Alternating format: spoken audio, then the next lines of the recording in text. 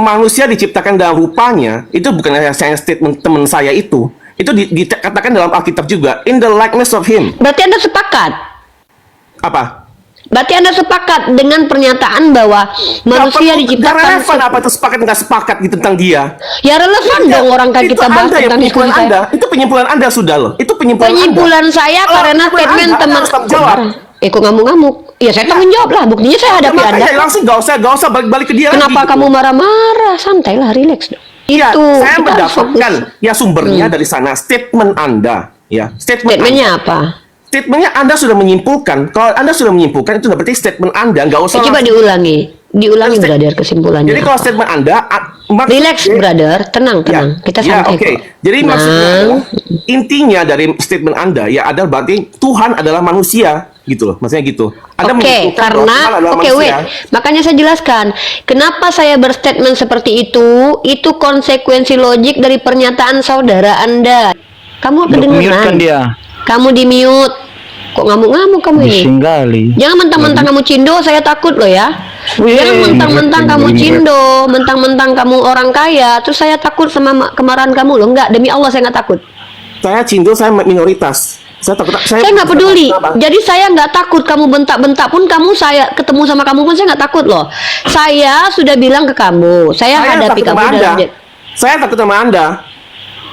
Nggak peduli, nggak peduli. Makanya memang nggak relevan ini isu ketakutan. Yang ngajak saya diskusi siapa?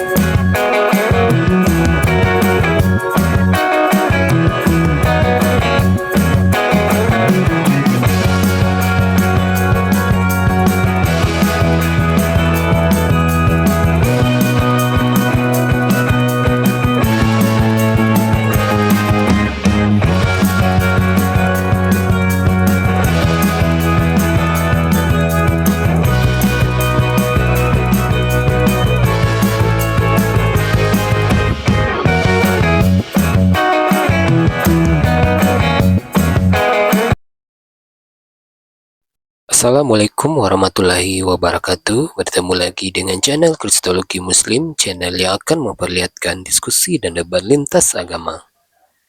Pada kesempatan hari ini, semoga kita semua dalam keadaan sehat walafiat, selalu diberikan kesehatan dan segala macam urusan dilapangkan, dipermudahkan dan dilancarkan seperti apa yang diharapkan, dan juga diberikan segala kecukupan ekonomi, rezeki yang melimpah yang tidak pernah habisnya dari Allah Subhanahu wa Ta'ala. Di video kali ini masih seperti biasa, saya akan memperlihatkan diskusi dan debat lintas agama di mana nantinya apologet Islam dan non-Kristen akan saling bertanya dan menjelaskan agama masing-masing, yang mana kita akan bisa menilai mana agama yang benar-benar bisa diterima dan dipahami secara akal pikiran manusia yang berakal. Di video ini juga kita akan melihat diskusi dan debat Unirifa dan apologet Islam lain dengan beberapa oknum Kristen yang mana kita bisa mendapatkan ilmu dan pengetahuan tentang ajaran Islam dan ajaran Kristen.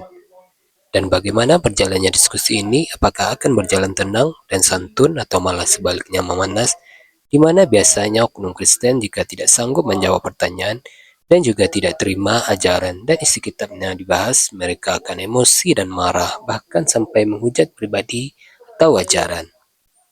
Nah, daripada penasaran dengan diskusi dan debat ini, mari kita simak saja videonya sekarang. Bentar, brother. Saya catat dulu ya, biar kita terfokus, sehingga kita betul-betul diskusinya tuh benar-benar mendapatkan ilmu ya, dan kamu tidak salah paham. Karena yang namanya perdebatan itu tidak bisa kadang-kadang saya yang dituduh menyatakan, karena saya mengkonfirmasi. Sistem konfirmasi itu saya membawa ide dan gagasan lalu mempertanyakannya kepada lawan diskusi, maka mereka yang mengkonfirmasi yes or no atas pendapat atau tidak. Pertama kita catat dulu, topik pertama apa statement yang ingin dibahas? Tuhan menciptakan segambar ya. Yesus menciptakan manusia dalam rupanya dari in the likeness of man kan. Jadi berarti in the likeness of him kan. Jadi maksudnya kan itu bukannya, jadi konklusi ibu waktu itu adalah Yesus itu berarti itu Yesus itu manusia. Nanti dulu, jangan dibahas dulu, brother. Kita pelan-pelan dulu. Satu itu. Permasalahan kedua apa? Lalu Biar kedua kita tahu. adalah tentang tumbal, pengorbanan Tuhan. Tentang tumbal. Ya, pengorbanan Tuhan itu tumbal. Oke, yang ketiga, brother. Yang ketiga adalah Yesus bunuh diri. Yesus bundir. Ya. Yang keempat, brotherku, Keempat adalah pemikulan salib. pemikulan salib. Oke, ada 4 tema yang ingin kita bahas. Kita luruskan pelan-pelan hari ini. Baik, sebelum lima. Ya, yang kelima, 5 adalah poin saya bahwa poin terakhir, poin tentang perdebatan ya. poin tentang kenapa agama itu nggak boleh di-mention tentang hak agama lain gitu.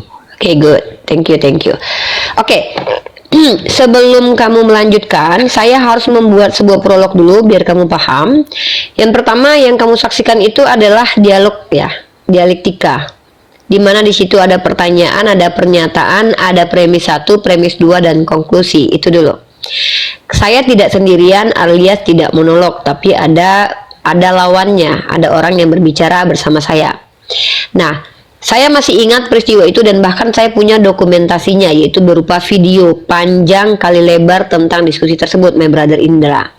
Nah, pada waktu itu seingat saya adalah saudara saya yang lawan debat saya, yang saya lupa nama akunnya pada waktu itu ya, tapi saya tahu substansi diskusinya.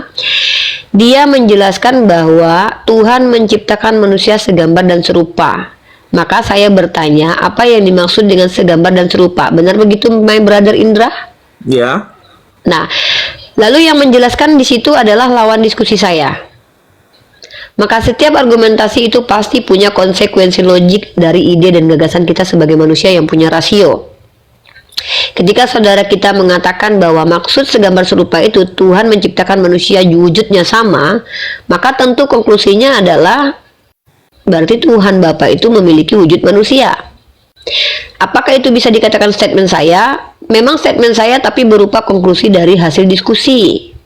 Nah, kalaupun kamu tidak sepakat dengan hal itu, seharusnya kamu bukan berdebat dengan saya, tapi harus berdebat dengan saudara saya yang Kristen tersebut. Tapi berhubung saya tidak tahu dia kemana, dan lebih baik kamu, karena sepertinya keberatannya ke saya, mari kita bahas apakah pernyataan saudara kita yang kamu lihat berdebat dengan saya itu bahwa Yesus menciptakan manusia segambar serupa dia itu sama atau tidak, maka kamu yang berhak menjelaskan. Karena setiap paradigma orang Kristen itu tentu tidak sama terkait satu ayat. Saya sudah buktikan itu 6 tahun diskusi. Maka adindaku, silakan jelaskan apa yang dimaksud dengan Tuhan menciptakan manusia segambar dan serupa dengan Tuhan. Mungkin itu poinnya kamu jelaskan, nanti saya tanggapi. Silakan.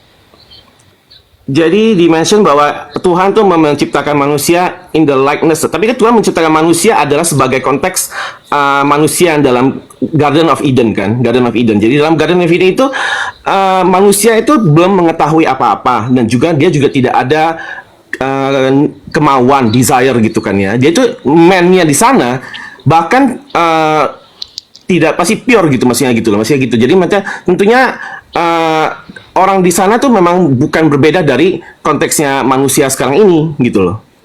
In the likeness of man itu berarti memang dia apa yang terjadi adalah semua tuh berubah ya, termasuk kesadaran atas gender gitu-gitu semua juga karena setelah makan buah forbidden fruit itu kan. Jadi makanya itu memang kalau bisa bilang itu sudah berbeda gitu maksudnya gitu loh. Di sana sudah berbeda konteksnya. Berarti kamu tidak sepakat dengan pernyataan temanmu yang di hadapan saya kemarin ya? Berbeda ya? Enggak, saya sepakat ya dia. Saya sepakat bahwa dia teman kamu mengatakan bahwa manusia diciptakan segambar Tuhan itu ya wujudnya manusia seperti Tuhan. Tapi saya harus perlu lurus bahwa manusia waktu itu yang adalah itu ya tuh. Yang dimaksudkan adalah itu gitu loh. Berarti ada kesalahpahaman nih my brother. Permasalahannya saya angkat bersama teman kamu waktu itu adalah bahwa kita tidak di manusianya, tapi fokus di Tuhannya. Tuhan menciptakan manusia segambar dan serupa Tuhan. Maka yang muncul pertanyaannya, apakah ketika manusia diciptakan segambar Tuhan, maksudnya Tuhan itu menciptakan manusia mirip dengan Tuhan nggak? Itu nggak poinnya pada waktu itu, seingat saya. Baru-baru ini saya debat. Iya, jadi fokus Sementara saya. penjelasan fokus- Anda kan fokus di manusia tuh. Artinya sebenarnya Anda tidak menanggapi perdebatan itu, tapi membawa gagasan dan ide menjelaskan ke saya terkait pemahaman terkait tentang manusia diciptakan segambar Tuhan, bukan? Sebenarnya ya, nggak usah terlalu berpusar kepada apa yang terjadi hari itu. Statement Anda ya statement Anda. gitu, Oh sebenarnya ya gitu. udah, karena Iya. gini, karena tadi di TikTok di DM kamu bilang ingin menanggapi diskusi saya di situ. Iya, saya Kita harus mendapatkan fokus. ya sumbernya dari sana statement Anda, ya Statementnya apa? Statementnya Anda sudah menyimpulkan. Kalau Anda sudah menyimpulkan itu berarti statement Anda nggak usah. Coba diulangi State- brother kesimpulannya. Jadi kalau apa? statement Anda, Relax brother, tenang. Kita santai oke. kok. Jadi maksudnya Nah. adalah, intinya dari statement Anda ya adalah berarti Tuhan adalah manusia gitu loh. Maksudnya gitu. Anda Oke, menyimpulkan bahwa Tuhan karena adalah oke manusia. makanya saya jelaskan kenapa saya berstatement seperti itu. Itu konsekuensi logik dari pernyataan saudara Anda yang mengatakan bahwa maksud Tuhan membuat manusia segambar itu artinya manusia mirip wujudnya dengan Tuhan.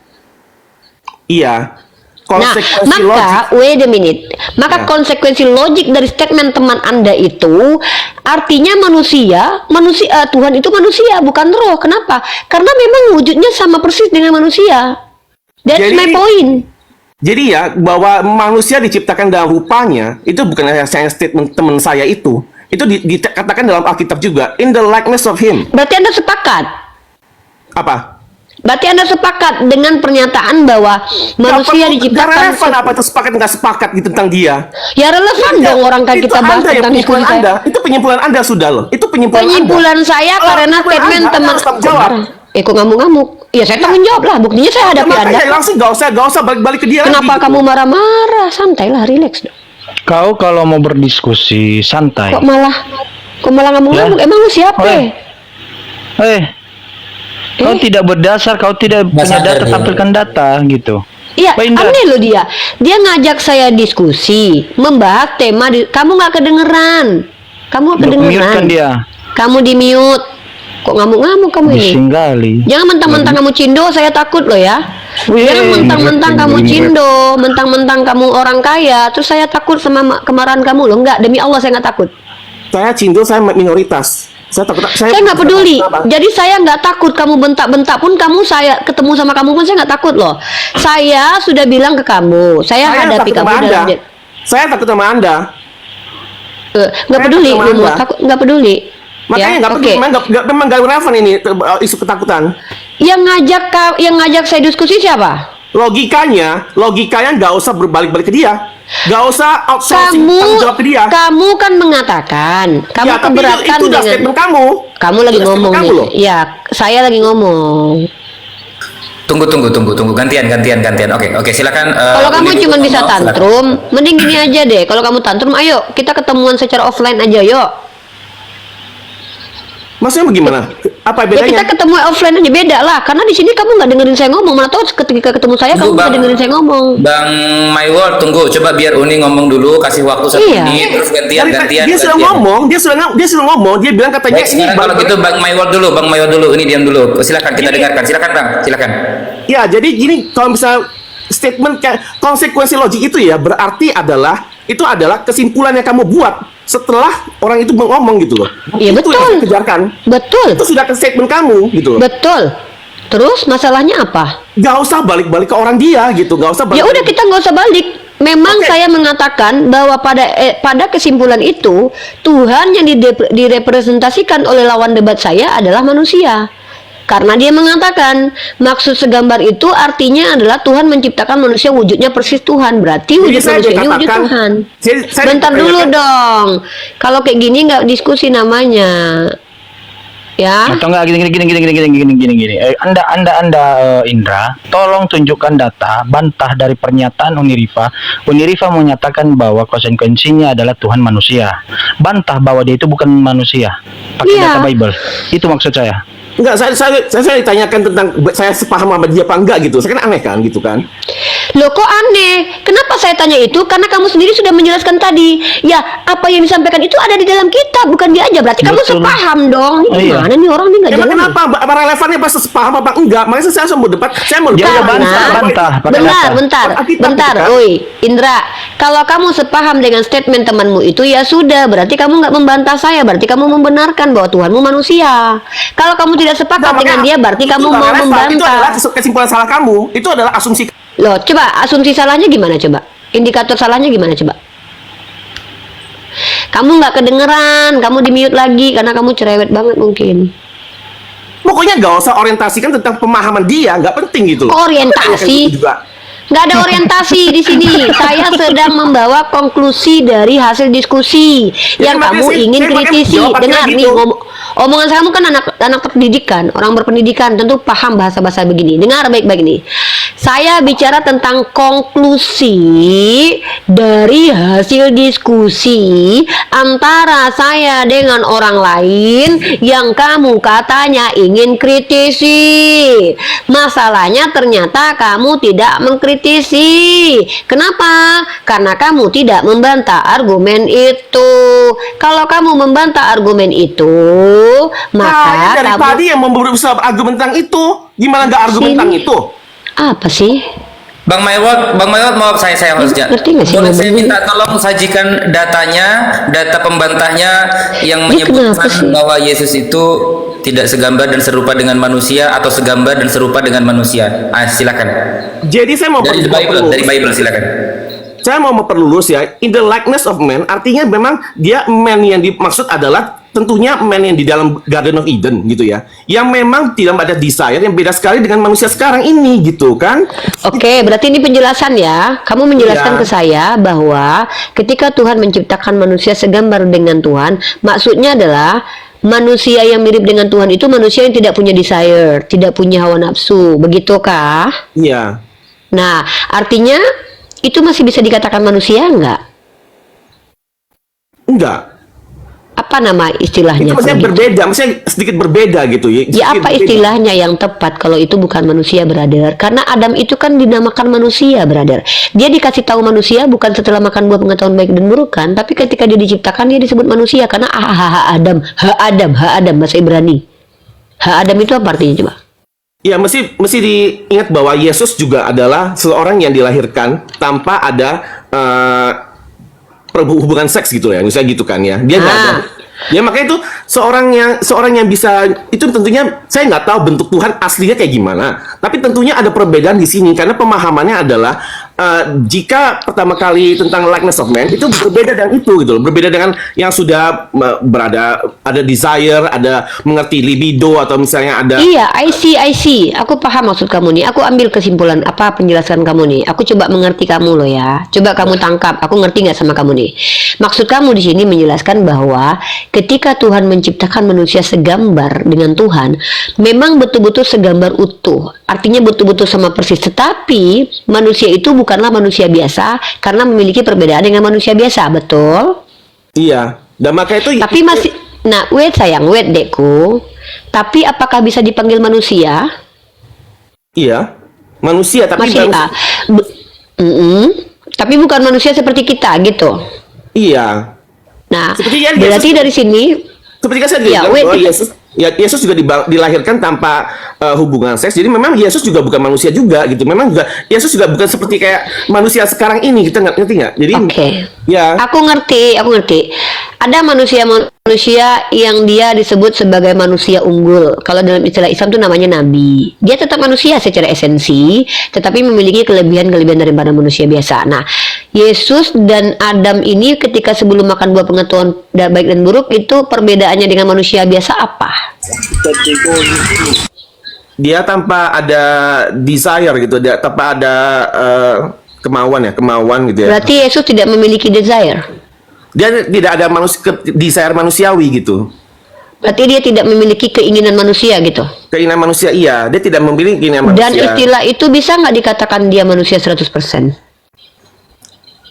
Itu kan sifatnya ya, itu sifat. Jadi maksudnya secara biologis apa nih? Coba, setahu saya manusia 100% itu adalah manusia dengan sifat-sifat kemanusiaannya, termasuk punya desire itu. Kecuali kamu punya definisi lain nih. Kalau kamu punya definisi lain tentang definisi manusia, silahkan. Jadi gini ya, Bible akan mengatakan itu adalah God created man gitu ya. Tapi maksudnya man dia nggak bakal pakai apa ya definisi yang ilmiah yang spesifik gitu. Maksudnya gitu. Tentunya. No, gini loh, brother. Permasalahan kita itu muncul karena definisi, etimologi, terminologi, dan esensi. Kita tidak akan pernah sampai kepada esensi sebelum kita pahami etimologi. Itu pasti itu. Masalahnya gini, masalahnya sini ya. Masalahnya Bible bukan adalah buku ilmu pengetahuan. Bible juga bukan ilmu sejarah. Bible juga gak boleh sebenarnya ditafsirkan secara literal. Oke, kalau begitu kamu nafsir pakai metode apa? Ya saya menjelaskan dengan referensi, indikasi. Referensi apa? Indikasi dari. Indikasinya apa? Indikasi dari siapa? Bahwa Yesus dilahirkan memang. Wait, brother. Indikasi dari siapa? Indikasinya dari poin-poin dicerita itu dalam cerita-cerita Iya, dari siapa indikator itu, brother? dalam Alkitab ceritanya kayak gitu. Jadi Contoh ayat yang mana yang mengatakan Yesus berbeda dengan manusia biasa, Adam berbeda dari manusia biasa, itu di mana tertulis? pokoknya yang saya mau bicarakan bukan yang tentang manusia. Yang saya mau membicarakan itu statement kamu bahwa Yesus adalah Tentang manusia. kedua-duanya dong yang kita bahas. Pertama Adam sebelum makan buah pengetahuan baik dan buruk, dan juga Yesus. Keduanya yang kita bahas karena dua-duanya lahir dari bukan hasil perhubungan badan loh. Dan kita sedang membahas secara esensi. Ini makhluk ini apa? Ini entitas ini apa? Adam sebelum makan buah pengetahuan baik dan buruk, apakah bisa dikatakan manusia 100%? Yesus apakah bisa dikatakan manusia 100%? Ini yang kita bahas sekarang ini. Kenapa Iya. ini kita bahas? Ini yang menjadi Tapi saya keambiguan antara kita. Enggak, makanya saya mau menjelaskan juga bahwa Bible memang dari pertama nggak boleh ditekan secara literal. Kamu mau Saya tahu kalau Bible itu punya metode. Saya dipotong-potong. Saya bikin satu sekali dipotong-potong. Ini manusia contoh apa sih sebenarnya? Mohon maaf ya, kau mengatakan indikasi literasi, mana literasimu tunjukin? Woi Indra, literasinya tunjukin,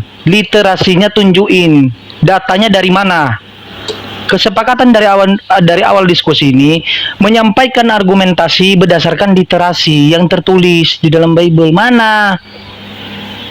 Teorinya mana? Aktifkan mikrofonnya saudaraku. Mik buka. Lu ngoceh aja sih. Saya mau jelaskan. Mikrofonnya. Saya kasih kamu waktu 2 menit untuk menjelaskan. Penjelasan tapi pakai itu hal literasi. kedua. Iya, Tapi pakai data. tampilkan dulu datanya gitu, baru jelaskan.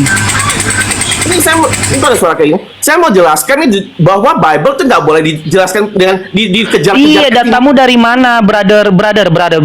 Kamu kuliah ya? Kalau kuliah, dosen itu ngasih teori dulu, baru menjelaskan. Paham Anda? Bukan dia datang menjelaskan tapi tidak ada teori. Ngerti nggak? Saya mau berikan argumen deh, gitu. Saya berikan argumen. Ada Argumen argumennya, argumen ya. harus dasarnya ada. Kalau hanya argumen aja, kamu ke kedetua aja. Kalau argumen saya nggak bisa sepatah-sepatah kayak gitu, mesti Sudah saya kasih waktu 2 menit. Oke, adikku Mesti Indra, dilihat secara relax. keseluruhannya, gitu, oke? Jadi Oke, saya tunggu ngomong nih Jimen. Oke, baik Bang. In my word, tenangkan dirimu, tenangkan dulu roh kudusmu. Oke, tenang. Saya kasih waktu Anda 2 menit sekalian. 2 menit Anda ya. bukan data. Silakan 2 menit ya.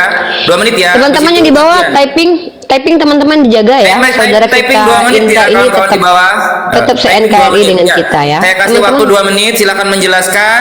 Kita tidak boleh membantah dia, oke? Silakan. Teman-teman begini ya, yang di bawah izin Indra ya. Jangan trigger saudara kita Indra ini ya. Kalaupun mereka dari kalangan Kristen emosi itu, saya sudah bilang kan itu maklum kita. Tidak semua orang siap mendengarkan dialektika lintas iman. Teman-teman tidak perlu menghujat personal, karena bagaimanapun juga sebagai seorang muslim kita percaya bahwa dia diciptakan oleh Allah. Allah menciptakan manusia dengan sebaik-baik bentuk, tidak perlu menghujat personal.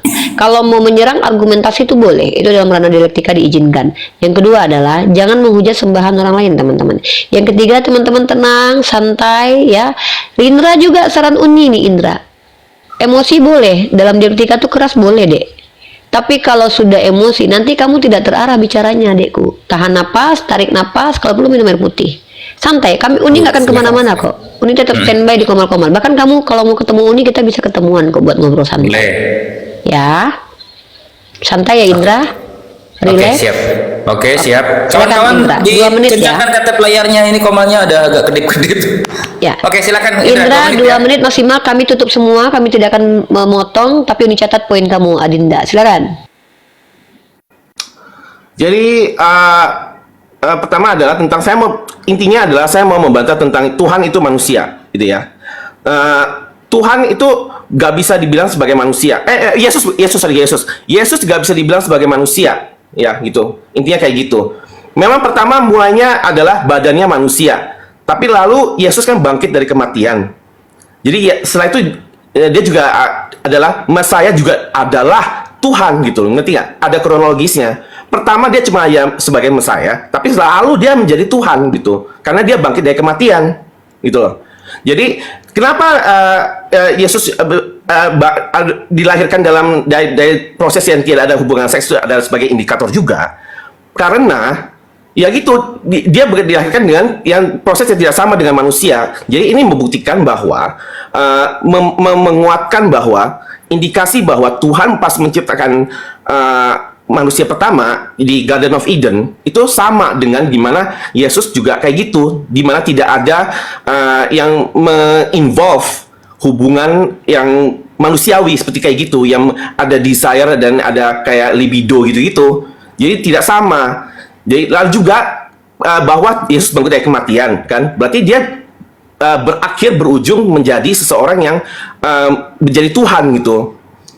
Tapi juga karena Tritunggal, konsep Tritunggal adalah Yesus, Tuhan, dan Holy Spirit adalah satu, gitu kan? Jadi mereka adalah satu kesatuan gitu. Karena memang tentunya kita nggak bisa memisahkan seperti itu, kayak gampangan kayak gitu bahwa ini anaknya, ini bapaknya, gitu, bukan kayak gitu. Nggak ada gitu kan. Karena memang kita bicara tentang konsep-konsep yang sangat mulia. Di atas itu entitasnya tuh benar-benar satu kayak nggak bisa dipisahkan, seperti kayak pemahaman manusia yang sangat dangkal gitu loh. Karena saya sih cukup tentang ini sih. Oke, saya tanggapi boleh? Oh ya, sorry, satu lagi sih tentang gimana Bible tuh nggak bisa ditaken sebagai literal ya. Bible tuh akan bilang bahwa ini adalah likeness of man, dan dia memang formatnya dalam cerita gitu, berbagai cerita. Ini namanya testimoni, namanya testament kan. Ini semuanya adalah cerita-cerita yang nggak bisa taken dengan literal dan mengejar etimologinya. Karena memang ini bukan buku sejarah, ini juga bukan buku pengetahuan. Ini juga hanya sebagai testimoni dari cerita-cerita orang yang menyaksikan dan juga mengenal Tuhan gitu. Ya lalu kenapa ini nggak bisa? Ini bisa ada buktinya tentang kenapa nggak bisa taken as literal? Ya. Karena dia memang gak ada faktualnya, gak ada bisi waktunya, gak ada kayak di mana itu gak ada. Jadi mestinya memang dia adalah story. Ini memang dikoleksi dari testimoni. Pas formulasinya juga oleh para pakar sana waktu itu juga 1000 tahun setelah itu juga dari story gitu loh. Gak ada datanya gitu. Ngerti gak? Jadi maksudnya gitu. Oke, udah. Thank you ya. Oke. Saya tanggapi. Sekarang giliran Uni ya. Bang Indra, nanti jangan dipotong pembicaraan Uni, penyampaian Uni. Saya mute. Oke. Ada 3 poin, saudaraku Indra, yang ingin Uni sampaikan kepada saudaraku ini. Yang pertama adalah keberatan kamu ketika mengatakan Yesus sebagai manusia. Nah, ketika kamu menyatakan bahwa Yesus bukan manusia dalam makna esensi ontologis yang dipercayai secara keilmuan, ya kamu harus memberikan istilah buat Yesus. Karena yang kita tahu sebagai rakyat Indonesia berkiblat kepada KBBI, Kamus Besar Bahasa Indonesia, kita cuman ada manusia, binatang, Tuhan, hantu, itu ada istilah-istilah seperti itu. Maka kalau kamu tidak mau, makanya saya pernah bilang begini loh brotherku, kalau kalian tidak mau mengatakan Yesus 100% manusia karena dia memiliki sifat keilahian, jangan katakan dia manusia. Bahkan saya punya ide dan gagasan untuk memberitahukan kepada orang Kristen, tolong ada nama bagus istilah untuk dia, apa? Tuman, Tuhan kemanusia-manusiaan, atau mantu, manusia ketuhan-tuhanan. Atau terserah lah, kalian pakai bahasa Inggris, bahasa Yunani juga boleh. Kenapa? Karena Anda tidak sepakat mengatakan bahwa dia manusia seperti kita. Karena yang ada dalam kitab Anda itu, dalam tekstual bahasa Indonesianya, kita tidak bicara tentang hermeneutik makna dari ayat itu, tidak. Tapi menggunakan etimologi yang menggunakan bahasa Indonesia. Pendekatannya adalah pendekatan bahasa Indonesia. Contohnya begini nih, saya kasih Anda data, ketika Anda bilang dia bukan manusia justru fatal buat orang Kristen sendiri. Nih, coba Anda perhatikan ayat ini. Kalau saya bicara pakai data, mohon maaf, kalau Anda kan, ya doktrin Anda nggak masalah. Dalam 2 Yohanes pasal 1 nomor 7, saya tidak bicara bagaimana memahami ayat ini. Ingat, saya tidak bicara tentang bagaimana tafsir ayat ini. Saya membacakan secara tekstual, di sini tertulis, sebab banyak penyesat telah muncul dan pergi ke seluruh dunia, yang tidak mengaku bahwa Yesus Kristus telah datang sebagai manusia, bukan sebagai Tuhan. Di sini tertulisnya manusia, human being. Itu adalah si penyesat dan antikristus. Justru kalau tidak diakui dia manusia, itu adalah penyesat. Menurut 2 Yohanes pasal 1 nomor 7. Kalau kita lihat kata manusia, bahasa aslinya apa? Ya. Mari kita lihat. Di sini adalah sarkof. Sarkof ini ya daging, badan fisik, sifat manusia. Apa sifat manusia? Punya desire, punya kedagingan. Jadi kalau seandainya kamu tidak sepakat dengan definisi terminologi atau etimologi yang disajikan oleh Lembaga Alkitabiah Indonesia yang adalah sumber orang Kristen sendiri, sebenarnya kamu tidak boleh bantah saya, tapi kamu bantah lembaga ini. Karena saya seorang mahasiswa yang belajar itu dari sumber. Saya nggak mungkin tahu kalau saya nggak belajar.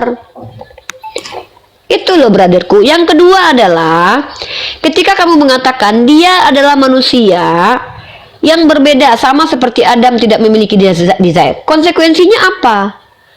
Kamu sedang mengatakan bahwa ketika Adam memilih untuk memakan buah pengetahuan baik dan buruk, Adam melakukannya tanpa kesadaran. Maka kalau Adam melakukan tanpa kesadaran, tapi Tuhan memberikan warisan dosa, ngeri nih Tuhan nih. Orang nggak tahu apa-apa, kayak bayi yang nggak tahu apa-apa, anak umur 5 tahun nggak tahu apa-apa, ketika melakukan sesuatu yang dia tidak sadari itu salah dan baik dan buruk, tiba-tiba dihukum. Ini konsekuensinya ngeri nih Tuhan nih. Berarti Tuhan yang maha pengasih bukan Tuhan maha pengasih lagi. Itu poin kedua. Poin ketiga, brotherku, kalau kamu bicara dalam mindsetmu, dalam doktrinmu, saya tidak akan membantah itu. Itu hakmu sebagai warga negara Indonesia yang diizinkan beragama Kristen. Tapi saya ini pendiskusi lintas agama yang adalah seorang mahasiswi komunikasi penyiar Islam. Itu melulu berbicara tentang keilmuan.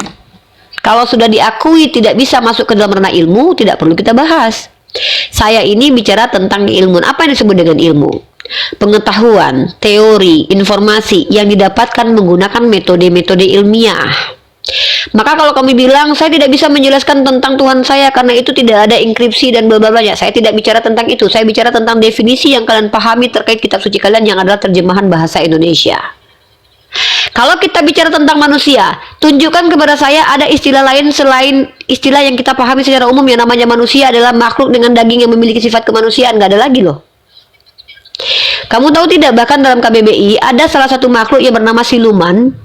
Siluman artinya makhluk roh halus yang menjelma menjadi manusia, hidup di tengah masyarakat, disebut siluman. Mutan adalah istilah dari manusia yang terpapar zat-zat aktif kemudian membuat dia bermutasi secara genetik. Kalau kamu pernah nonton film Mutan loh, namanya bukan manusia lagi tapi mutan. Tapi ketika kamu menolak Yesus dikatakan manusia, kamu tuh bukan mendebat saya brother, tapi kamu mendebat kitab sucimu. Satu, saya sudah tunjukkan bahwa tertulis di situ adalah manusia. Yang kedua, pengakuan Yesus sendiri ya. Ya, apa kata Yesus tentang dirinya? Mari kita bahas ini. Ya, kalau saya bicara pakai data, maaf sekali ya. Sama seperti anak manusia. Mohon maaf brother, lagi-lagi di sini anak manusia. Jadi kalau kamu menolak Yesus adalah anak manusia, ya sebenarnya kamu lagi nggak berbantah-bantah dengan saya. Harusnya kamu kritisi itu penterjemah. Harusnya di situ bukan dibilang anak manusia. Sama seperti 100% Tuhan, 100% manusia. Harusnya gitu. Tapi di situ tertulis sama seperti anak manusia. Ketika saya katakan Yesus anak manusia, kamu marah. Jangan sama saya marah.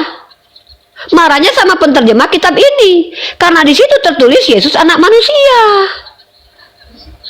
Tapi kalau kamu bilang Iya Uni, menurut saya dia anak manusia, tapi juga bukan anak manusia. Lah itu nggak ada urusan dengan saya itu asumsimu tentang Tuhanmu. Saya nggak berhak untuk kritisi juga, karena itu masalah yakin dan nggak yakin. Masa kamu bilang warna merah itu cantik, saya harus bilang warna kuning yang lebih cantik? Nggak bisa dong. Kita bicara ilmu. Kalau bukan ilmu yang kita bahas, jangan. Saya mahasiswi. Saya belum jadi dokter lagi. Izin, silakan ditanggapi in my Silakan. word. Silakan ditanggapi. Biar berganti-gantian kita. Silakan. Udah buka belum? Ini di bawah ini banyak kali Oten kepanasan, gantian ya Ten ya. Kawan-kawan Kristen gantian ya, silakan ditanggapi. Jadi gini ya. Saya balik lagi kepada itu Izin lagi Bang, tadi. Bang Indra, Ya. Bang Ya. Indra. Ya. Sebelum menyampaikan disertai juga literasi datanya ya Bang, biar kita juga dapat edukasinya. Iya. Jadi seperti saya bilang lagi tadi, seperti saya bilang tadi ya, Bible itu nggak bisa di taken as literal. Ya, sampai sekarang di berbagai kutipannya ayat-ayat yang dikutip tentang anak manusia pun ya, nggak ada umat Kristen yang akan bisa mengartikan lantas bahwa Yesus adalah manusia gitu kan. Memang Bible itu konsumsinya harus untuk believer, bukan untuk dikritik, bukan untuk dikaji secara ilmiah. Ini bukan buku buat kamu menyerang agama Kristen, bahan buat kamu menyerang agama Kristen sama sekali. Bro, tidak bisa berasumsi. Literasi datanya tampilkan seperti ini tadi. Saya udah Literasi. bilang sama Anda. Datamu mana? Enggak, saya bilang logikanya. Logika juga Tidak memang- pakai logika. Tadi kita bernarasi dengan logika, Anda menolak. Sekarang harus bernarasi pakai data. Ya, Pak, Kalau sama saya nggak bisa seperti. Kapan Iya, saya mana menolak datanya? logika? Tadi barusan Uni yang pertama, sesi pertama bernarasi dengan logika, konsekuensi logikanya kamu tidak terima. Saya bilang, saya bukan tidak setuju dengan konsekuensi logika, saya tidak setuju dengan dia mengalusi kepada Ya udah, bantah untuk- pakai data. ya saya pakai logika juga memang data. Logika memang Aduh, sesuatu yang logika universal. itu bukan data, brother. Logika Jimen, coba kita kasih kesempatan. Logika itu universal. Ya, it's okay. Biarkan dulu. Ya, use Logika your universal. logic. It's okay. Aku masih bertoleransi, Jimen. Tenang adekku. Ya, silakan, Lanjut, silakan. lanjut. Aduh. Sabar sayang, sabar adekku. Ya, siap. Jadi Silakan, kalau Indra. saya tadi bilang bahwa mau mengartikan dengan apa ya? Ini saya bilang tadi ya, lupa deh. Oh, mengartikan dengan apa ya? Mengartikan dengan literal kayak gitu. Ya, nggak ada umat Kristen yang akan mengartikan tentang biarpun gimana pun ya, nggak ada yang mengartikan bahwa ini adalah berarti Tuhan adalah Yesus adalah manusia gitu loh. Ini memang karena namanya testament ya. Itu kan namanya bukunya testament, Whole New Testament, Old Testament kan. Apa tuh testament? Testament adalah testimoni. Testimoni itu apa? Testimoni itu orang yang menulis berdasarkan pengalaman dia, lalu memuji Tuhan. Buku ini memang buat memuji Tuhan. Bukan dipilah-pilah secara ilmiah. Gak ada ruang buat kayak gitu loh ya. Itu namanya menyerang agama, titik. Oke, saya tanggapi ya. Saya tanggapi boleh? Ya. Oke. Pertama, ketika Anda mengatakan kepada saya tidak ada orang yang akan mengartikan secara literal dalam Bible termasuk pernyataan Yesus manusia, maka tolong Anda hentikan kawan-kawan Anda yang Kristen untuk naik ke komal-komal dan buka komal dan menjelaskan kekristenan dengan ilmiah. Bukan sama saya marah. Harusnya bukan ke saya. Saya ini tidak pernah menyengajakan diri untuk membahas Bible. Itu adalah bagian dari seni dialektika yang disebut dengan komparasi dan mirroring. Kalau Anda bilang tidak ada ruang untuk membahas kitab saya secara ilmiah, jangan sama saya marah sayangku. Marahlah kepada para pendetamu, adekku, dan juga para skolar-skolarmu yang telah lebih dulu membahas kitabmu menggunakan kaidah ilmiah. Makanya ada STT. STT itu bukan bahas Al-Quran aja loh. Bible pun dibahas secara akademik di situ. Makanya ada studi kritik teks, itu ilmiah. Lah kalau kamu seandainya keberatan dengan itu, bukan sama saya marah. Kamu harus datangi setiap STT untuk bilang, tolong jangan bahas lagi kitab kita secara ilmiah. Loh, saya orang yang ilmiah. Apapun literasi di hadapan saya, itu perkara benar dan salah harus masuk proses ilmiah. Itu hak hidup saya loh. Setiap ada orang yang bicara di hadapan saya, kudu, bukan cuma saya, all muslim, because kami dapat komen dari Tuhan kami, afala yataqilun, apakah kalian tidak berakal?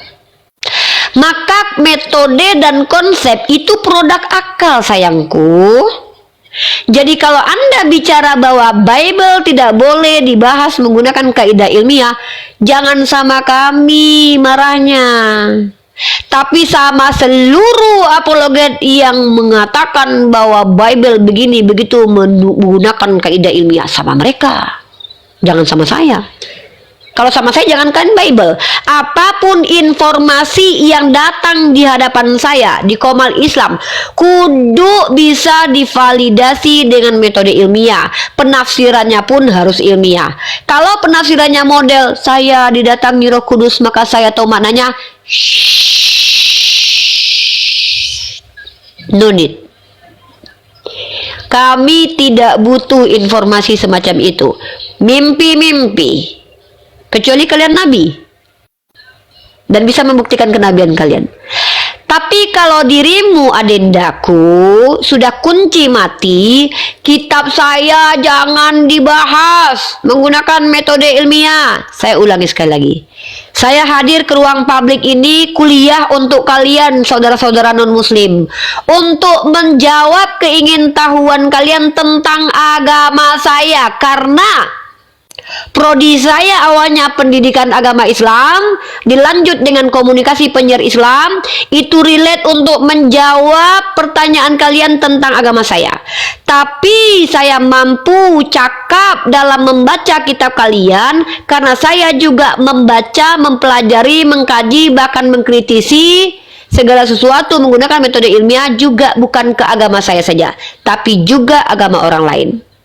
Nah, jadi kalau Anda keberatan membahas agama di ruang publik, sebenarnya bukan ke saya marahnya, tapi usahakan ngobrolnya sama pemerintah supaya Bible nggak lagi dijual bebas. Selagi Bible masih dijual bebas, orang Islam boleh beli, orang Hindu boleh beli. Jangan pula kalian tulis di situ, wahai orang Islam yang beli Bible, tolong jangan pakai akal ya bacanya, nggak bisa. Kami beli Bible pakai uang kami lihat ada tertulis kok, websitenya disiarkan kemana-mana. Masa kami dilarang pakai akal membahasnya? Dan diksi Anda tadi itu blunder banget loh. Tidak ada satupun orang Kristen yang bisa memahami secara literal loh. Kalau gitu, Yesus bukan manusia, sudah. Kalau memang Yesus bukan manusia, itu terjemahan harus dibongkar itu. Diganti dengan kata Tuhan, Tuhan kemanusia-manusiaan. Atau kalau mutan kan nggak mungkin kan? Ya apalah, munculkanlah narasi baru biar kami nggak salah kaprah. Orang tertulis manusia, masa kami harus mengerti pemikiran kalian? Masa kami harus seotak dengan kalian? Ditulisnya di situ manusia, tapi jangan dipahami manusia ya. Hantu belau tuh tulisnya manusia kok. Ya sudah, ganti itu kata-kata. Anak Tuman, Tuhan kemanusia-manusiaan. Anak mantu, Tuhan manusia ketuhan-tuhanan. Nah, jelas tuh. Kami nggak lagi katakan Yesus manusia. Tapi selagi di terjemahan tertulis dia anak manusia, kenapa kami jadi bersalah ketika mengatakan dia manusia, brother? Jangan gitu, itu namanya Anda zolim. Anda memaksa kami mengikuti paradigma berpikir Anda. Ini namanya pemaksaan, kehendak. Jadi saya tidak mau kita ini merusak peradaban. Salah satu ciri-ciri merusak peradaban adalah menyelewengkan diksi. Kata manusia dikatakan bukan manusia. Kemarin saya pernah diskusi dengan Romo Aldo, dan Romo Aldo membawa sebuah data dokumen tentang bahasa Indonesia. Barang siapa yang memahami bahasa Indonesia diselewengkan, itu harus dikoreksi loh. Setiap warga negara berhak untuk koreksi. Ketika tertulis Yesus anak manusia terus dibilang bukan anak manusia, saya berhak koreksi loh menurut dokumen itu loh, dan itu hukumnya Anda. Kamu kalau mau dokumennya saya kasih kamu, adekku. Kalau ada secara bahasa Indonesia tertulis dia anak manusia lalu dipahami berbeda, itu namanya penyelewengan bahasa Indonesia. Tapi kalau kalian mengatakan ini kan kitab kami memahaminya begini, it's okay. Itu urusan kalian, kami nggak ada urusan. Tapi selagi bicara di ruang publik menggunakan kaidah ilmiah, jangan halang-halangi kami menghormati bahasa Indonesia. Sebab kami bersumpah berbahasa satu, bahasa Indonesia. Tiba-tiba ditulis di situ anak manusia, tapi nggak boleh dipahami manusia. Wah, ini saya jadi dibolak-balik otaknya nih, rusak peradaban ini. Gitu Indra. Kalau Oke, Indra, doktrin, silakan, ditanggapi. ya kalau doktrin ya nggak masalah, itu doktrin Tidak, Anda kalau itu. doktrin ya harus data ya. Silakan Indra, ditanggapin. Silakan, saudaraku. Sudah, Bu. Jadi saya mau ralat dikit ya. Jimen. Udah buka belum mic ya? Belum ya?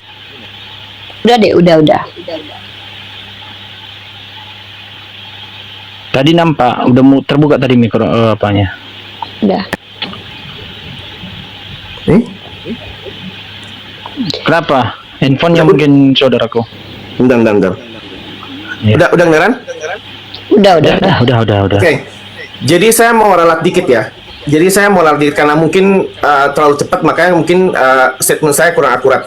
Statement saya bukannya bilang bahwa Alkitab tidak boleh dikaji secara ilmiah. Statement saya adalah Alkitab bukan buat hater agama lain untuk cari celah dan lalu pakai dalih ilmiah untuk menyerang agama ini. Alkitab. Bentar, ulangi dek, biar saya catat. Alkitab bukan buat hater agama lain mencari celah ya. Jadi kalau misalnya mau mengkaji ilmiah dan selaras dengan apa itu namanya testimoni dan testament, ya tentu nggak apa-apa. Berujungnya bahwa pemujian yang memang fungsinya dari Alkitab. Tapi kalau buat cari dalih, memakai dalih ilmiah ya, memakai dalih-dalih ilmiah, etimologi, etc., lalu bilang bahwa ini adalah tidak salah, kontradiktif, menyelewengkan bahasa Indonesia, whatever, itu adalah penghinaan, ya. Dan lalu nggak bisa play victim bahwa itu adalah penerapan bahasa Indonesia. Kamu kan beli Bible-nya kan? Itu adalah aksi proaktif kamu untuk membeli Bible, gitu loh. Lalu kamu memakai Bible ini menyari-nyari, itu namanya mencari celah. Ngerti nggak? Udah, saya tanggap ya. Ya. Saya baca teman-teman ya. Alkitab bukan buat haters agama lain mencari celah untuk menyerang. Nah, saya sepakat ini ya. Masalahnya adalah ketika kamu ingin menunjukkan bahwa seseorang terindikasi begini, kamu harus buktikan sendiri karena itu tuduhan. Jadi kalau kamu merasa saya, Jimen, atau para apologet Islam adalah orang yang seperti dimaksud, ya lakukan saja pelaporan kepada pihak polisi, lalu buktikan kalau kami adalah orang yang melakukan hal ini dan ini terlarang di Undang-Undang Dasar. Kamu kan warga negara Indonesia tuh. Minta bantuan saja kepada pihak pemerintah kita bahwa yang dilakukan ini adalah bentuk kebencian di ruang publik. Kan saya sudah berkali-kali bilang, siapapun yang merasa yang saya lakukan ini melanggar Undang-Undang Dasar punya hak yang sama dengan saya, itu melaporkan ke kantor polisi. Kenapa? Karena saya bicara di publik.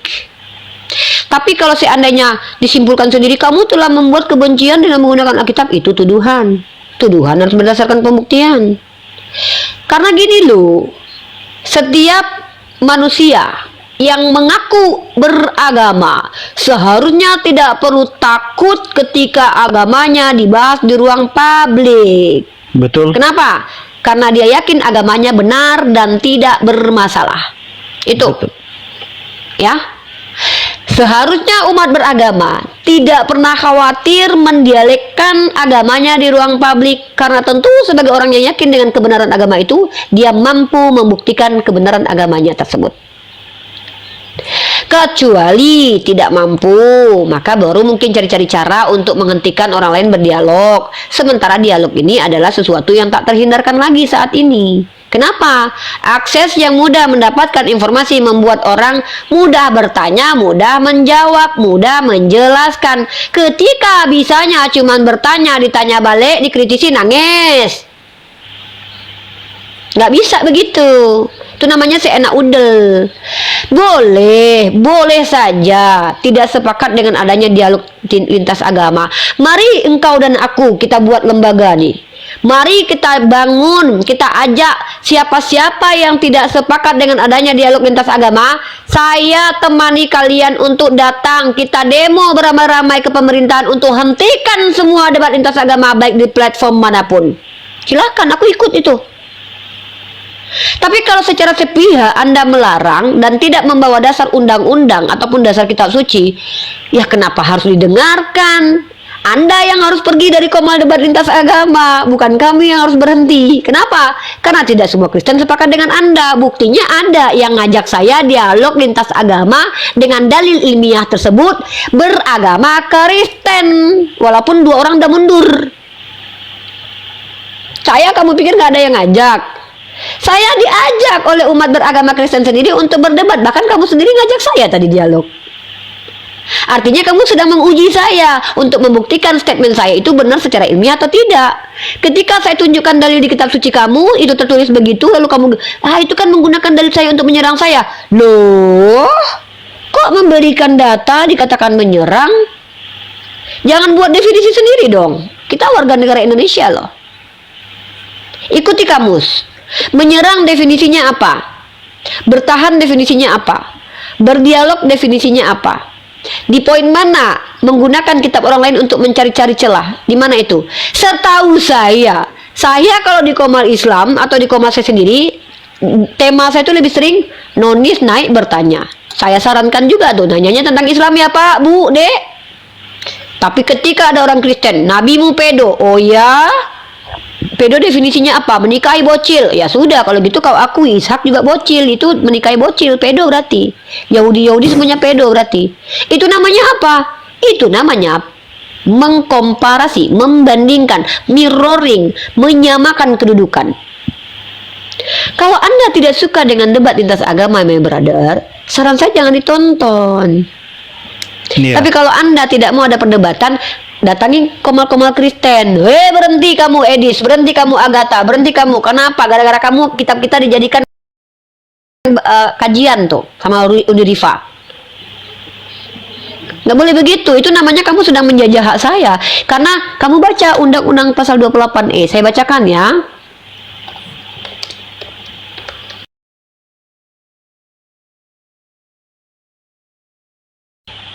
Kita baca ya, sama-sama ya. Kita baca sama-sama. Undang-Undang pasal 28E ayat 2 Undang-Undang Dasar 1945 menjamin kebebasan setiap orang untuk meyakini kepercayaan, menyatakan pikiran dan sikap sesuai hati nuraninya. Hak ini merupakan bagian dari hak asasi manusia. Saya punya pikiran, saya punya hati nurani. Bagi saya tidak diterima secara hati nurani Yesus itu mati terkutuk. Itu hak saya menyampaikan ke publik. Tugas kalian menanggapi saya. Jangan Anda menghalang-halangi hak saya sebagai warga negara Indonesia. Itu namanya menjajah pemikiran saya. Kalau Anda tidak suka dengan debat lintas agama, adindaku Indra, mari sama-sama kita buat lembaga atau kita bersama-sama datang. Kamu kumpulkan orang, saya kumpulkan orang. Kita datang kepada wakil-wakil DPR kita. Usahakan aja, jangan cuma ngomong doang, usaha juga. Kami tidak setuju adanya debat lintas agama. Ho, ho, ho. Kami tak mau. Ho, ho, ho. Saya maju tuh, ikut saya sama kamu. Tapi dengan catatan, jangan ada lagi komal Kristen membahas Islam, begitupun sebaliknya. Dan jangan lagi ada diksi-diksi Islam di dalam kitab kalian. Saya lebih baik jualan skincare. Saya juga mau cari uang, mau memperkaya diri. Nggak mau saya sebenarnya sibuk dengan ngurus diri. Kau pikir aku ada uang di sini? Nggak ada. Izin nih, kawan-kawan begitu. Izin sebelum ditanggapin kawan-kawan muslimin, muslimat dimanapun Anda berada, tolong ketikannya jangan rasis ya, terutama ya. Jadi tolong dijaga. Nggak boleh rasis. Nggak boleh rasis ya. Ini mohon maaf ya. Jadi nggak boleh kayak gitu. Oke, kita lagi edukasi. Tolong jangan ya. Silakan Bang In My World di. Ya sebelum Indra, ya by the way ya, tolong ya dibeli minyak kemiri aku buat yang botak gara-gara mendengarkan penjelasan dari Pak Pipo dan kawan-kawan Kristen lainnya, rambutnya mulai kerontokan. Silakan beli minyak kemiri aku ori. Dan bagi kalian yang merasa bulunya telah dicabut sama Bang Zuma dan juga Jimen, tolong beli minyak kemiri aku tanpa syahadat. Aku tidak menjamin bulu kalian tumbuh, tapi aku menjamin minyak kemiri ini original ya. Buat Koko kalau mau beli punya Uni, beli aja ya Dek, buat menumbuhkan seluruh bulu yang ada dan juga buat menebalkan alis. Koko Indra ya.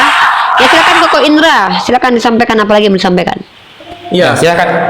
ya. Jadi intinya saya mau mengatakan bahwa point out ya. Saya mau menunjuk bukan point out sih. Point out itu adalah saya mau apa ya?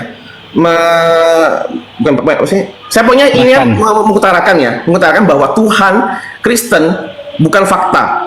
Ya, Tuhan Kristen bukan fakta. Tuhan Kristen adalah keyakinan segelintir orang. Ya, ini bukan memang sebagai hal yang buat universal. Ini memang kategorinya agama. Tentunya. Dek Indra, hati-hati diksi kamu Dek. Hati-hati. Adik, hati-hati diksimu Dek. Nanti orang Kristen lain marah sama kamu Dek. Ya Allah. Tentunya ya, semua keyakinan di dunia ini adalah keyakinan doang gitu ya. Adalah keyakinan doang. Oh gitu. Tadi nggak mau diralat, izin. Tadi nggak mau diralat. Tuhan Kristen Tuhan bukan Kristen itu bukan fakta, itu bahaya loh buat kamu, Dek. Ya. Fakta itu apa? Fakta itu ada buktinya. Iya. Tapi kan Yesus pernah ada buktinya katanya, ada kayu salibnya. Nah, maksudnya itu yang buat keyakinan orang yang meyakini doang gitu loh. Memang dari dulu memang kayak gitu. Enggak gini loh Dek. Uni nggak mau kamu Konsepnya- udahlah dihujat Islam, konsep- dihujat Kristen pula lagi nanti Dek. Konsepnya agama adalah buat orang yang meyakini doang gitu ya. Bahwa ini adalah universal fact, enggak. Semua agama juga enggak ada yang universal fact gitu loh. Oh, Nggak ada saya yang nggak adalah- sepakat dengan itu ya. Nggak Itu ada yang statement yang fakta sendiri universal. yang dipaksakan. Nggak, saya nggak sepakat dengan itu. Iya. Nggak ada yang universal fact ya. Nggak ada yang Saya universal tidak fact. sepakat dengan itu ya. Maaf, itu sendiri argumennya itu loh. Nggak ada yang berpihak ke situ. Silakan. Jadi nggak ada agama yang universal fact ya. Nggak ada agama yang benar-benar bisa menjadikan fakta yang bisa diilhami secara ilmiah semua dibagikan ke semua orang gitu loh. Kalau kayak gitu memang nggak bakal orang negara-negara barat menghujat-hujat agama Islam ya gitu kan. Jadi pokoknya gini, kita pokoknya kalau misalnya kita bisa mengerti bahwa apa itu empati. Empati adalah kita mengerti bahwa kita sendiri juga nggak mau orang lain serang kita di agama. Itu agama bukanlah sesuatu yang universal yang diyakini semua orang, gitu loh. Kita semua punya hal-hal yang sangat mutlak. Tuhan bukan fakta, gitu. Tuhan adalah keyakinan. Tuhan nggak perlu pembuktian karena Tuhan cuma perlu keyakinan. Ya, faith itu artinya keyakinan. Ya, selalu dari itu. Semua agama hanya perlu faith. Jadi nggak perlu apa itu pembuktian dari buat para followernya juga gitu. Buat orang yang mengikuti juga nggak perlu membuktikan gitu. Makanya dibilang bahwa agama adalah keyakinan, faith, belief. Semua orang juga akan gitu. Kategorinya selalu ada kata faith, belief gitu loh. Nggak bakal dibilang bahwa ini adalah fakta buat kamu harus maksakan semua orang harus pertanyakan gitu. Jadi kalau misalnya itu kita jangan bilang tentang undang-undang, kita bilang tentang etika dan adab. Ya, etika dan adab dari hati diri seorang untuk tidak mengcross boundary yang akan memicu konflik. Gak ada gunanya. Kalau kamu mau bilang kayak gitu, tentunya orang lain juga nggak suka karena keyakinan adalah mutlak, sensitif banget, gitu loh. Makanya kita gak ada gunanya menggunakan dalil apapun, gitu ya. Dan makanya bilang tuman-tuman kayak gitu aja sudah sangat luar biasa kurang ajar, gitu loh. Makanya gak ada Menurut gunanya. siapa itu? Tunggu. Pernyataan kamu tadi itu dasarnya apa sih? Dari diri sendiri atau dari memang etika moral yang ada disepakati secara universal? Karena kalau cuma dari diri sendiri, kenapa kami harus ikuti kamu? Karena kalau kamu bicara baik dan buruk menurut kamu itu subjektif tuh. Masa kami harus ngikutin semua paradigma kamu? Masa ketika kamu nggak nyaman kamu harus ikutin kamu? Kenapa kami harus ikutin kamu? Emang kamu yang merancang moralitas dan etika seperti apa? Ketika kamu ngajak saya untuk bermoral dan beretika, kamu tunjukkan dalam moral dan etika dalam keyakinan masing-masing ya. Kami itu tidak pernah dilarang loh untuk membahas secara ilmiah agama-agama loh. Itu tidak melampaui moral dalam Islam. Justru kami harus membahas secara ilmiah agama-agama. Kalau kamu bilang tuman itu artinya adalah sesuatu yang di luar etika, ya kamu harus ke KBBI katakan bahwa menyingkat itu nggak boleh. Kok kamu sendiri yang memberikan parameter sendiri, terus kami harus ikuti pula. Kalau kamu merasa tersakiti, seharusnya kamu bukan ke saya curhatnya, brother. Kamu curhatnya ke rum-rum Kristen, menghentikan mereka untuk supaya tidak kami bereaksi. Ada aksi pasti ada reaksi. Kalau kamu tidak menyepakati adanya dialektika seperti ini, jangan ke room kami kamu curhat. Datangi satu persatu room Kristen, upayakan sebagai orang Kristen, karena kamu tidak berhak menasihati kami umat Islam. Paradigma kita tentang moralitas beda. Di moralitas kalian itu kasih musuh itu bermoral loh, di kami nggak bermoral itu. Di kami bermoralnya seseorang itu ketika dia adil, meletakkan sesuatu pada porsinya. Di kamu mungkin karena agamamu mengajarkan tampar pipi kiri kasihkan kasih musuh, mungkin bagi kalian mengasihi koruptor itu adalah sesuatu yang moralitas dalam agama. No. Maka kamu belum bisa menjelaskan kepada saya, menasihati saya tentang etika dan moral. Kenapa? Kita berbeda agama. Kalau kamu mengambil landasan moral dan etika di agama, kecuali kamu punya literasi lain nih, tunjukkan literasinya ke saya. Literasi apa yang kamu pakai sandaran moral? Para filsuf atau para dukun beranak? Jangan gitu, jangan buat moral sendiri. Jangan buat parameter moral sendiri, lalu sodorkan ke publik, paksa orang ikut. Nggak bisa begitu. Nah, apa yang dimaksud dengan etika tadi? Saya sebagai muslimah punya sandaran etika dan moral di Al-Quran dan hadis. Salah satu sandaran moral saya, perintah dan larangan. Apa itu? Wala tasubul lazina yad'una min dunillah. Apa kata Allah saya? Jangan mencaci sembahan orang lain. Itu batasannya. Tapi afala yatakilun, afala yatadabbarun Al-Quran.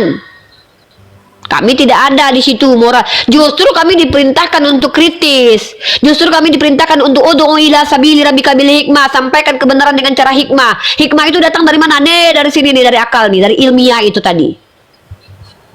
Jadi jangan adindaku membuat paradigma moral sendiri lalu lemparkan kepada Uni. Kenapa Uni bawa undang-undang yang mengikat kamu dan saya, yaitu undang-undang? Karena agama kita tidak terikat satu sama lain. Agamamu Kristen, agama saya Islam. Di agama Islam saya diajarkan untuk beberapa hal. Satu, boleh memaafkan, tapi boleh membalas secara setimpal, bukan membalas kejahatan dengan kejahatan. Maksudnya adalah, kalau kau lempar saya pakai batu, nggak mesti saya harus lempar kau pakai batu. Tapi saya boleh mengadukan ini ke pihak berwenang untuk kau ditangkap polisi. Kalau kau mencuri rumahku, nggak mesti harus kucuri lagi rumahmu, tapi kau boleh dipotong tanganmu karena kau mengikuti syariat Islam. Ini namanya hukum yang diatur oleh agama kami. Maka moralitas dan etika kami bersandar kepada agama. Siapa yang mengajarkan? Nabi Muhammad SAW. Boleh tidak berdialektika lintas iman? Nabiku pun berdialek dengan para kaum Quraisy.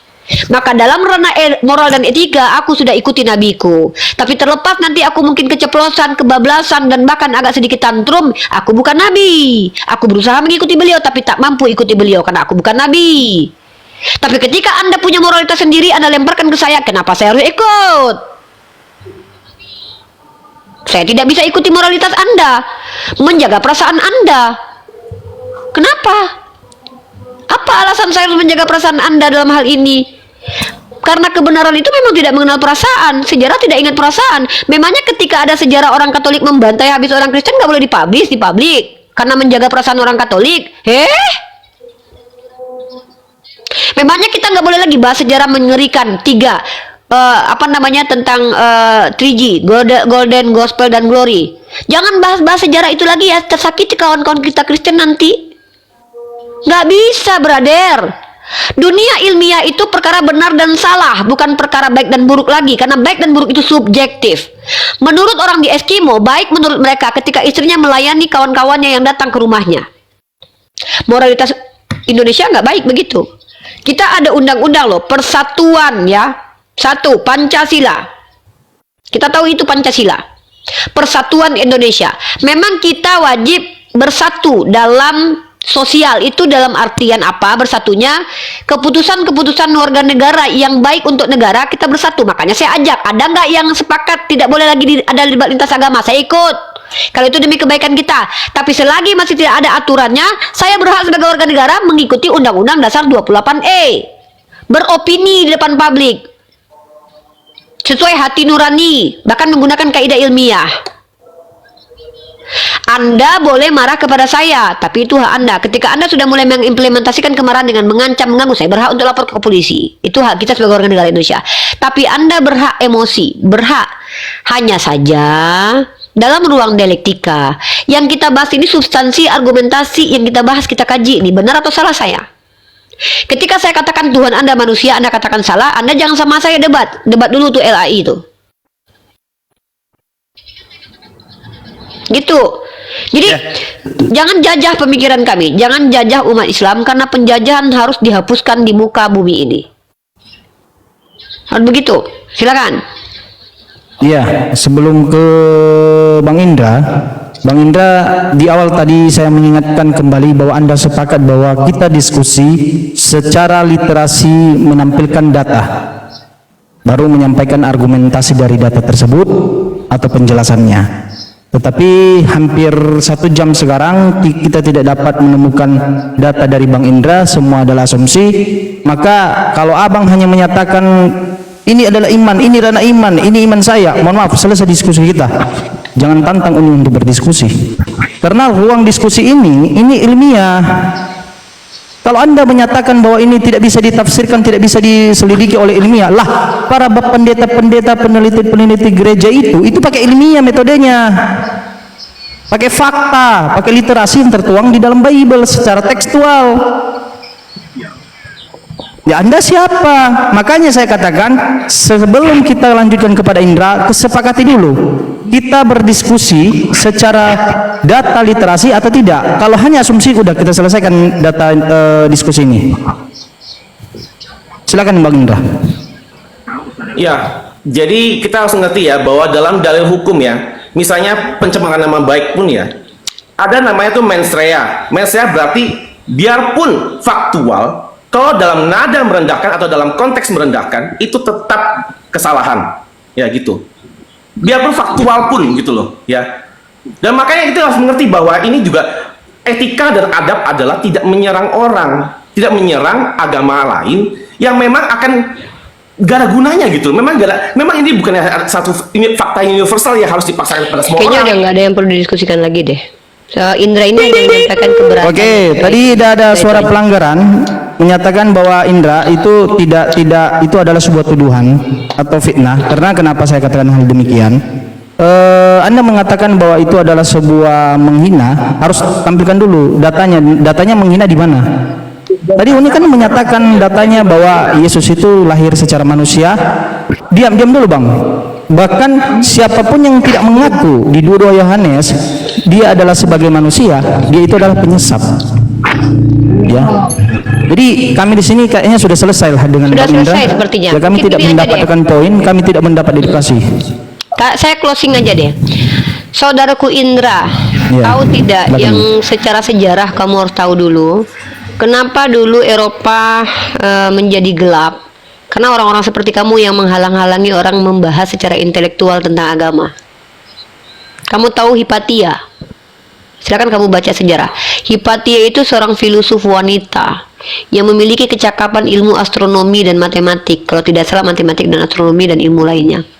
Lalu dia dihabisi oleh patriark gereja, dianggap penyihir. Bahkan Galileo Kopernikus itu menjadi korban karena orang-orang yang tidak terima ketika agama dibahas secara ilmiah. Jangan kembalikan Indonesia ke zaman kegelapan yang pernah terjadi di Eropa. Saya mahasiswi, diajarkan untuk kritis, diajarkan untuk pintar, dan diajarkan untuk mencerdaskan bangsa, karena itu misi yang ada juga dalam undang-undang kita. Kalau adindaku merasa keberatan dengan dialektika lintas iman dan merasa itu sebuah hinaan, bukankah sudah ada sarana dan fasilitas pihak kepolisian? Laporkan narasi diksinya apa, maka berikan bukti-bukti. Kalau nanti tidak terbukti adindaku, maka itu akan berbalik kepadamu. Saya kan di live-kan terus nih. Kamu tahu tidak berapa YouTube yang melive-kan ketika saya diskusi? Hampir 10 lebih akun YouTube, bahkan kadang 100 YouTube.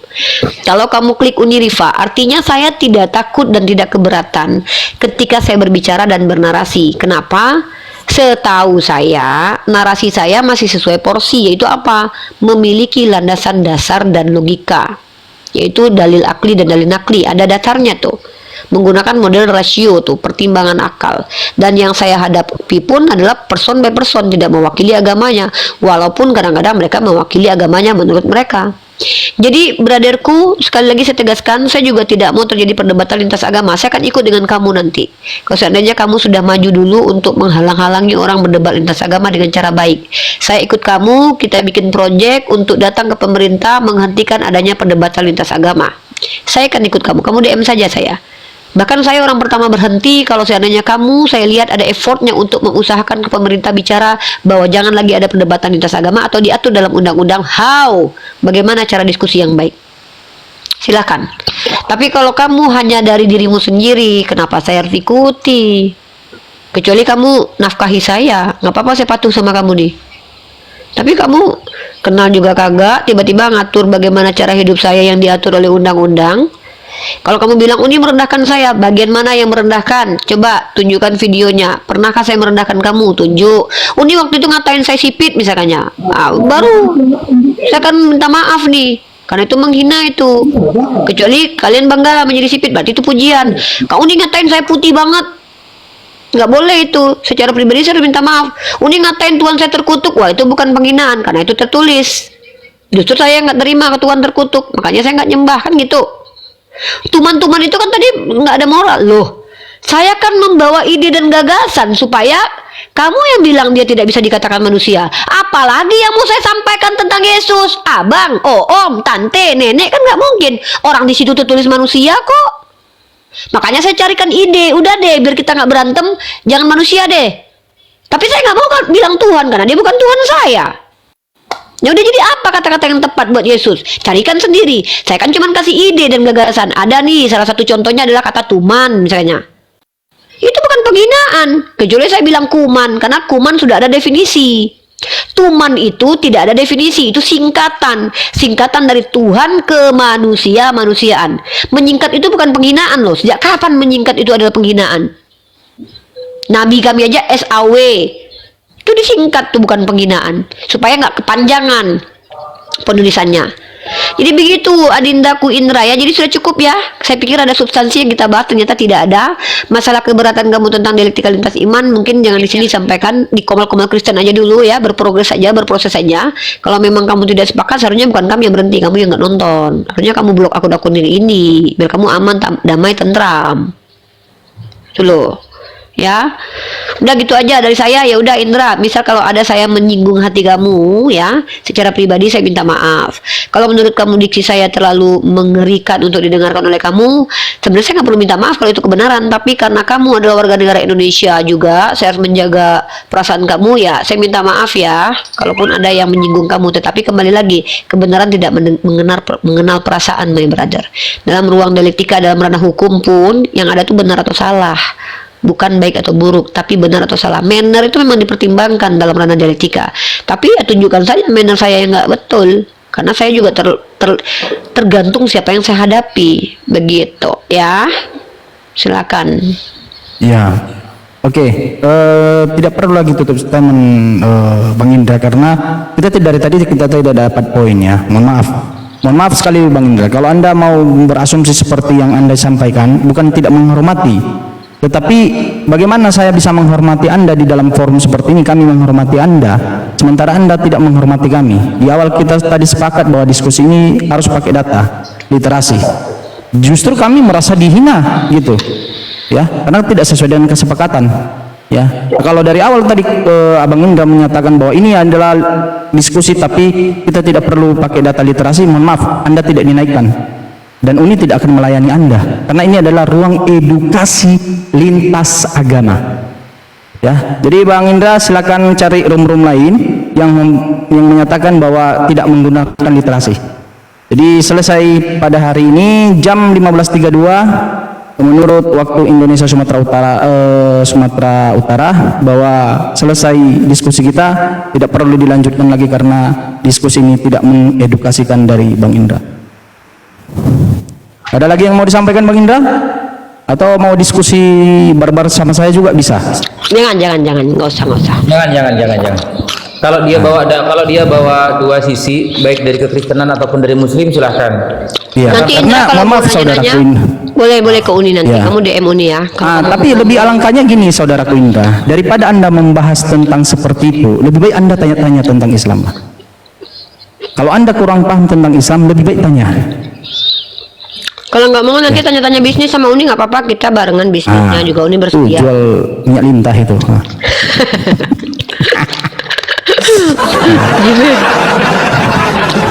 Ya gitu ya Indra, biar kita sapa tamu yang lain. Indra mau di sini standby atau mau turun? Ya, mau mendengarkan Bang Indra? Ya, saya turun aja. Oke. Oke, silakan turun. Thank you Indra, see you, sehat Thank selalu. you Bang Indra. Gue baru mau ngajak dia berbisnis coy. Mana tau dia nanti mau Nggak ada Uni, dia itu anak papi mami itu, anak papi mami nggak ada duitnya itu. Ya. Jangan gitu lah. Iya enggak, saya komunitas saya Uni itu orang-orang Cina. Saya tahu orang-orang Cina yang memang punya legal standing ya dalam bisnis. Dari cara dia berbicara saja saya meragukan gitu. Jangan terlalu jujur ya. Aku jujur kan. Saya bukan merendahkan, tetapi dari cara dia menyampaikan itu ragu saya. Berakhir sudah diskusi dan debat para apologet Islam yang telah memberikan kita ilmu dan pengetahuan tentang ajaran Islam dan ajaran Kristen. Semoga ilmu yang kita dapat dari diskusi dan debat ini dapat digunakan nantinya jika bertemu dan berdiskusi dengan oknum Kristen. Saya akhiri video ini. Terima kasih kepada saudara-saudari muslim semua yang telah mengikuti diskusi ini sampai habis.